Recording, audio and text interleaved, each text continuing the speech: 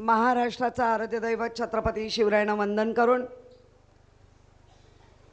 ज्यांच्यामुळे आपण आज सगळे एक कुटुंब प्रमुख म्हणून एकत्र आहोत, असे हिंदू हृदय सम्राट शिवसेना प्रमुख आणि माँ यांना आदरांजली वाहून, ज्यांनी पूर्ण महाराष्ट्रामध्ये मुख्यमंत्री कसा असावा, संवेदनशील असं ज्यांनी स्वतः कोविड काळात असूनही, स्वतः आजारी असूनही त्यांनी ते दाखवून दिलं, असे आपले सन्माननीय पक्षप्रमुख उद्धवजी बाळासाहेब ठाकरे. आणि आत्ता ज्यांच्यामुळे हे संपूर्ण चैतन्य या महाराष्ट्रामध्ये एक शिवसेनेमध्येच नव्हे तर संपूर्ण महाविकास आघाडीमध्ये जे दिसतंय, त्यातला एक महत्त्वाचा भाग म्हणजे आदित्य उद्धव ठाकरे साहेब. आणि व्यासपीठावरती उपस्थित असलेले नितीन सावंत असतील, आमचे बबनदादा असतील, शिंदे असतील, सगळेच. त्याचप्रमाणे जिल्हा आमच्या सुवर्णाताई आहेत, कल्पना पाटील आहेत. मला साहेबांना हे सांगायचं आहे, साहेब, लोकसभेला आपलं बऱ्यापैकी लक्ष होतं. लोकसभेला कर्जत, खालापूर, अगदी माथेरान या सगळ्यांनी, अगदी खोपोली या सगळ्यांनी चीड होती. आणि ती चीड या लोकांनी आपल्या मतदानाच्या माध्यमातून 100% दाखवून दिली. पण यंत्रणा मात्र आपल्याला सहकार्य करत नव्हते. आणि यंत्रणा स्लो झाल्यामुळे, बऱ्याच वेळेला तिथे बंद पाडल्यामुळे जे मतदान खऱ्या अर्थाने आपलं होतं पण ते होऊ नाही शकलं. आणि बऱ्याच ठिकाणी नावंही कापली गेली.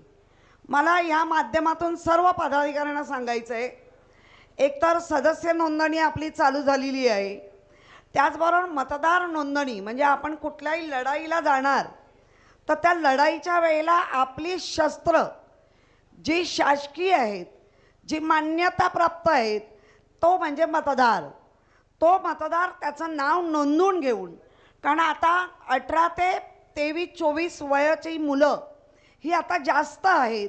वाडीमध्ये जात असताना त्यामध्ये आता ते किती मुलांची नावं यायला हवी, किती मुलं मतदानाच्या यादीत नाही आहेत, हे जास्त काळजीपूर्वक येत्या 15 ते 20 दिवसात या सगळ्या गोष्टी तुम्हाला घडवाव्या लागतील.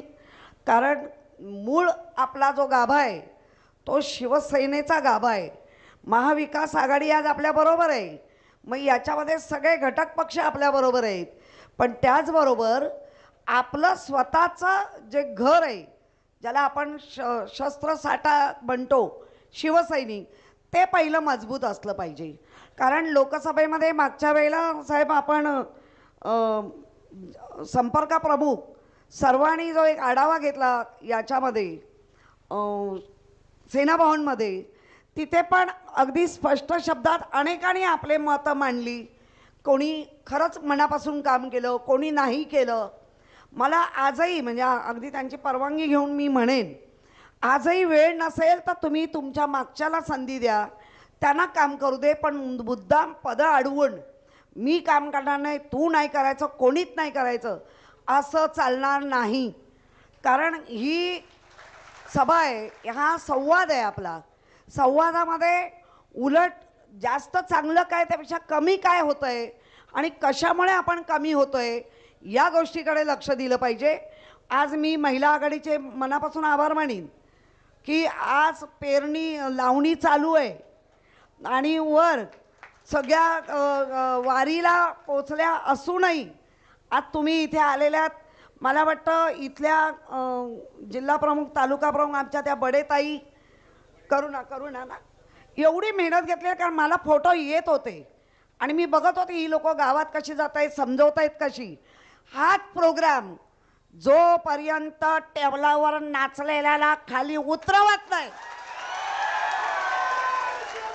बघा ही चीड काय मला एकटीला नाही, संताप होतो. आणि तो संताप तो आपल्याला मताच्या पेटीतून दाखवावं लागेल. तुला आता असंच नाचायला आम्ही ठेवणार आहे वराती पुढे.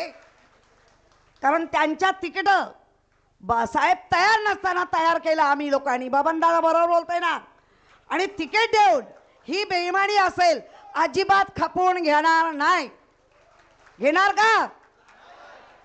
आज जरी आपली तिकडे लावणी चालली असली तरी आपल्या नोव्हेंबर दिवाळीमध्ये आपली कापणी अशी झाली पाहिजे, अशी झाली पाहिजे की परत ते बेनं उठलं नाही पाहिजे. कारण मी पण त्या सगळ्या प्रसंगातून गेले आणि त्याच्यामुळे काय अख्ख्या घराला किंवा माझ्या पक्षप्रमुखांच्या डोळ्यातले अश्रू हे आम्ही पाहिले आहेत. त्यामुळे ते फुकट जाऊ देणार एवढं वचनबद्ध होऊया. आणि माझे 2 शब्द होते. जय हिंद, जय महाराष्ट्र.